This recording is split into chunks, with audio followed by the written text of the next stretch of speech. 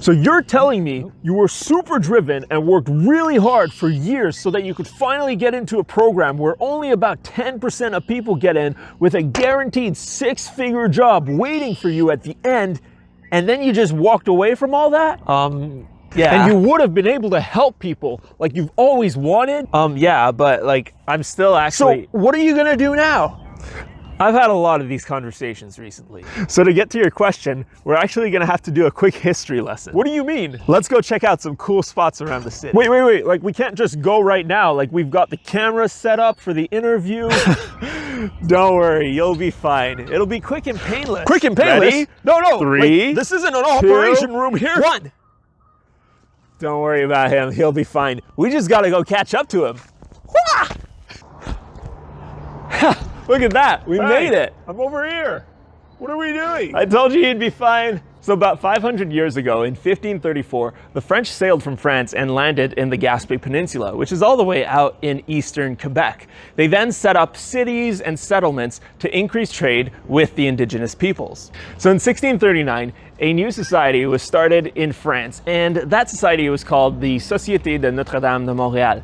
And they had a unique goal. They wanted to start a colony in New France that was different from the colonies that were already there. The colonies that already existed all existed with the goal of establishing a very good and effective fur trade with the indigenous peoples. But this colony would be there with the purpose of spreading the gospel to all the surrounding nations. They ended up identifying the island of Montreal as their location for this evangelistic colony. They chose it because it would be a Christian metropolis for the nations around ignorant of the message of the Redeemer. They said it was a center of attraction for 80 nations because of its position on the mighty St. Lawrence River at the confluence of various other waterways. Anyone traveling from the Atlantic Ocean inland towards the Great Lakes or from the Great Lakes to the Atlantic Ocean would have to go by Montreal, making it an incredibly strategic location to reach numerous nations. And so, in 1642, Paul de Chamédy de Maisonneuve and Jeanne Mance founded Ville-Marie. Hey, let's go somewhere else. No. Once is quite enough. Why? Because there's a lot to see. You see, as New France continued to grow, so did the influence of the Catholic Church.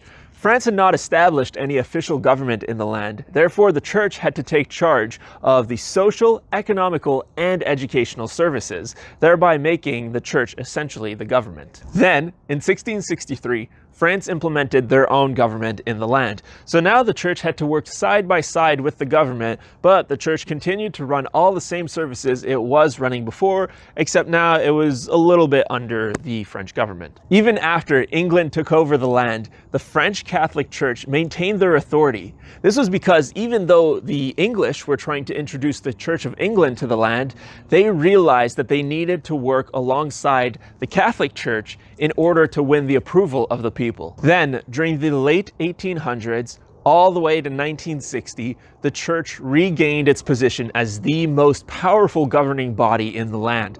They taught that God was supreme over all, then authority and power flowed to the Pope, and then to the church. And that because the church was a divine institution and the government was an earthly institution, the church would be allowed to, and they consistently did, interfere with government affairs to uphold the right principles. They opposed progressiveness, democracy, and freedom of press. And that's why the church was seen as being an oppressive form of government from the late 1800s until 1960. Well, what happened in 1960? Well, 1960 is what's known as the start of the Quiet Revolution, which spanned from 1960 to 1966. You see, the people of Quebec were fed up with the church being oppressive towards them, and so they eventually snapped. Within those short few years, Quebec went from being the province that opposed social change the most to the one that embraced it the most. From the least secular to the most secular, from the lowest taxes to the highest taxes in exchange for social safety nets. The government also took full charge of the education and healthcare systems. The people snapped this way because the church represented oppression and control, while the government represented freedom, development, safety, and success. That's crazy. Absolutely. The fact that this is the most unchurched part in all of North America would have been completely unimaginable less than a century ago. What?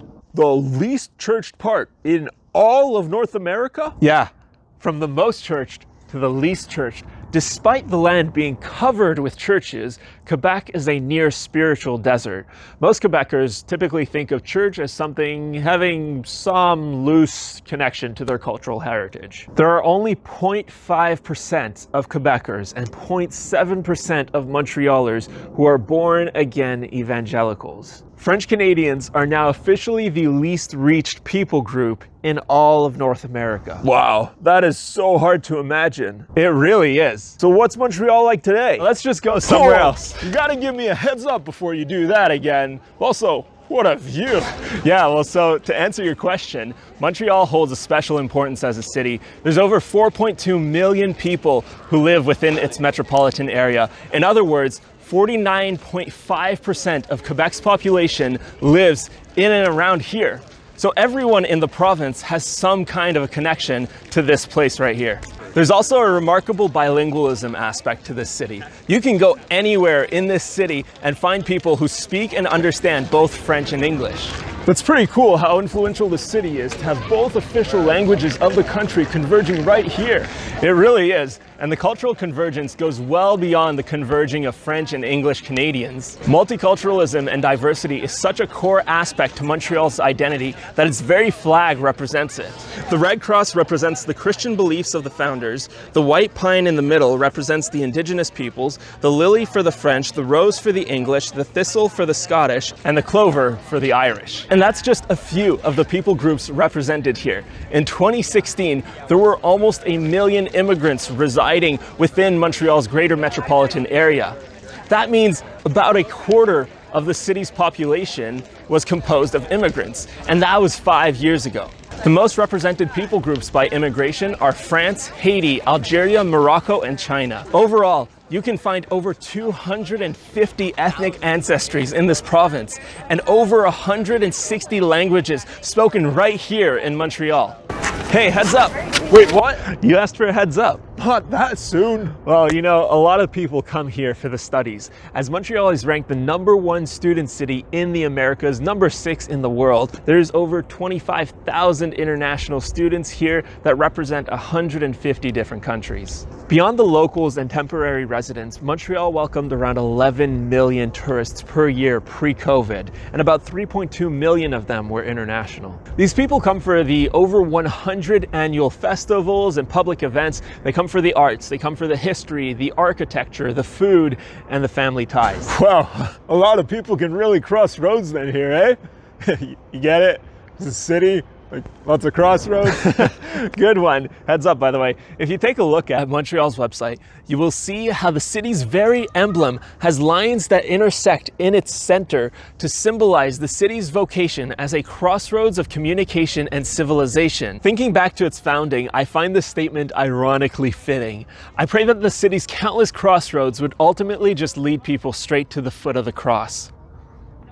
This cross, which sits atop the city's mountain, serves as a cultural reminder in the center of the city. But my prayer is that Christ's forgiveness of sins paid for on the true cross would reign in the center of the hearts of the people in this city. I pray the converging of cultures would continue, but also be continually converging with the gospel. In Matthew 28, 18-20, we read, "And Jesus came and said to them, 'All authority in heaven and on earth has been given to me.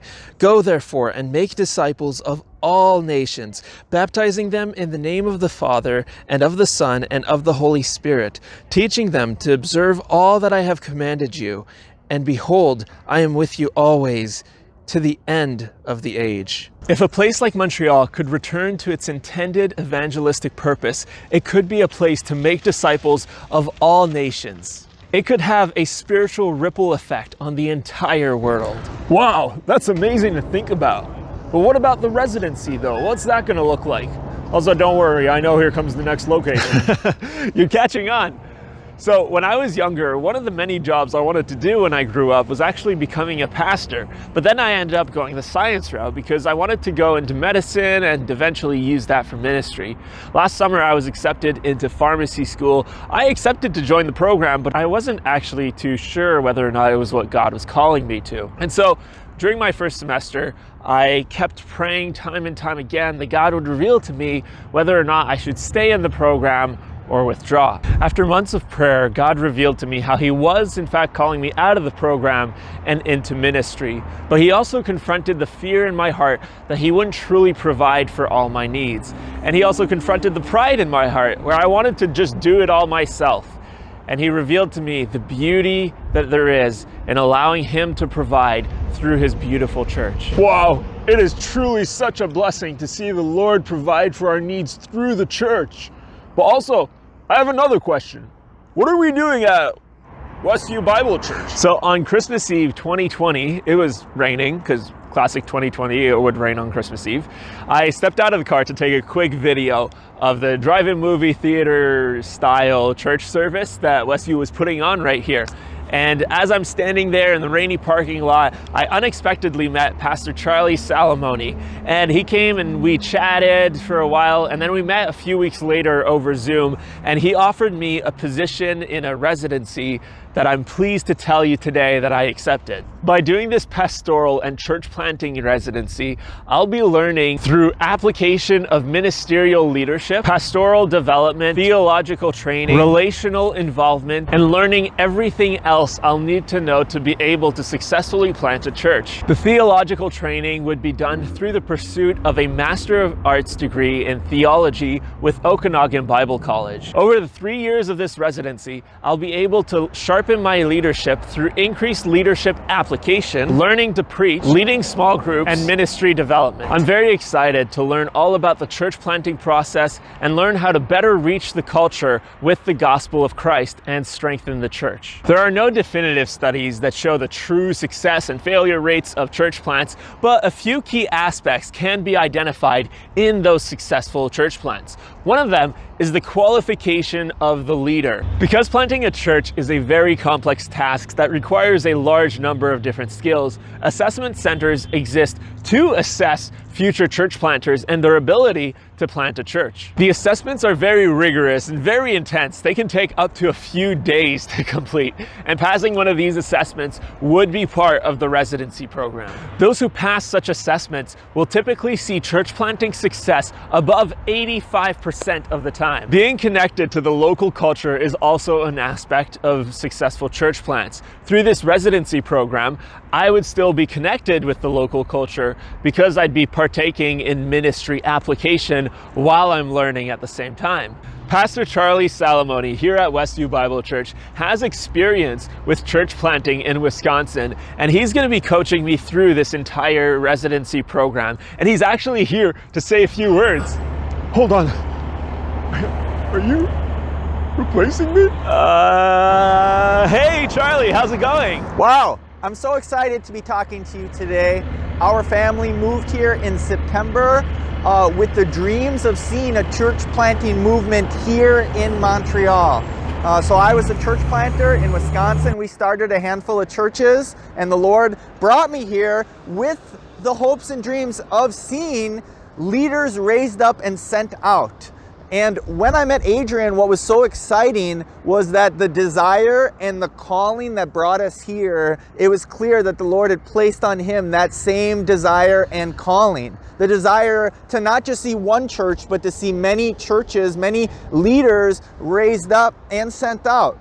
So our residency program, what we've done is we have combined the academics with the hands-on. So instead of sending people away to seminary, Adrian and many people like him will be able to spend their time studying. Adrian will emerge with a master's degree, spend their time studying and being built up in that deep theology that is so important for a leader, while at the same time experiencing the hands-on practical training that is absolutely necessary for someone to be a leader and a pastor and a preacher.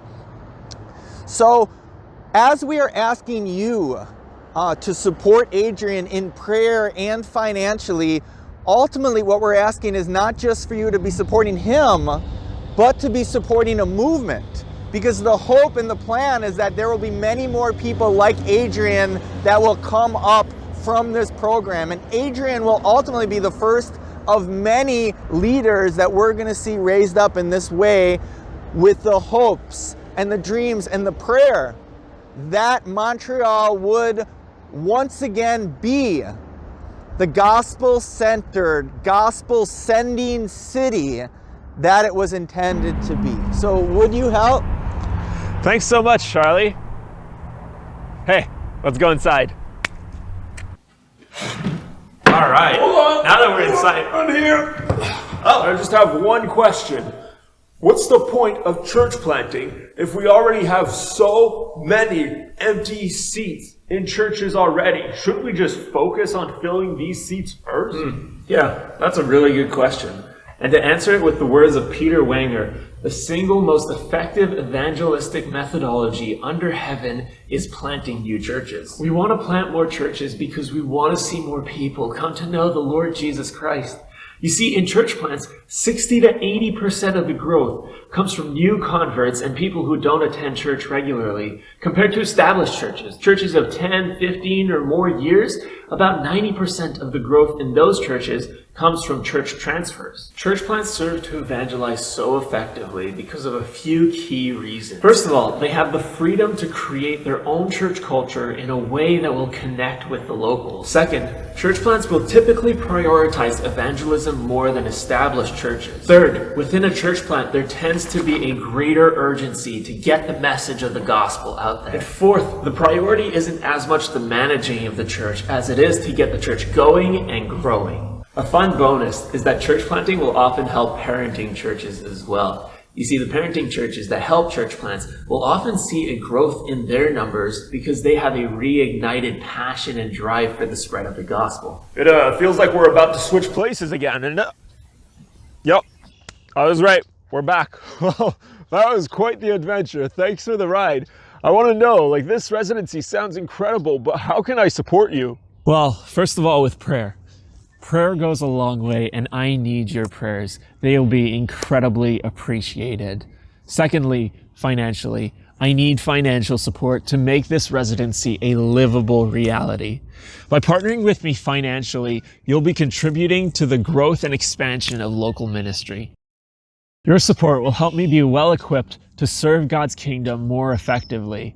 Through this residency program, and when I emerge from it, I'll be able to start a church, pastor a church, start a ministry, lead a ministry, whatever mission it is that God calls me to.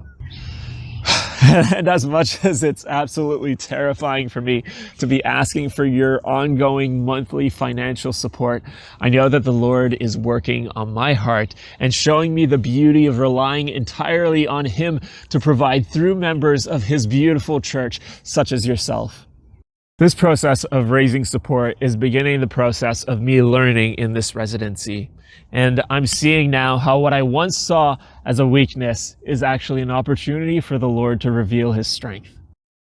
I pray that as you consider and pray about supporting me financially, that the Lord would richly bless you and fill you with such joy. Hey, thank you so much for explaining all that, and thanks for the interview too. Thanks, QB. Yeah, absolutely. High five. That's what you call payback.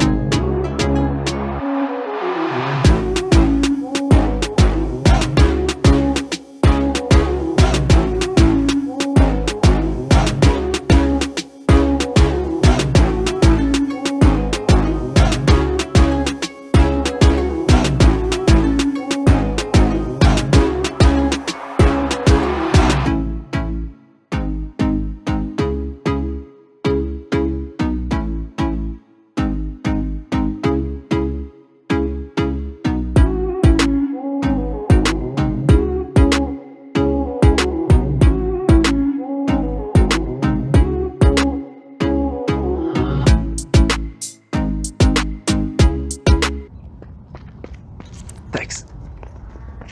Snap! Didn't work. Okay. Snapped. Oh. This is a thick piece of branch. Thanks, bro. That's oh, wait, what? Nice.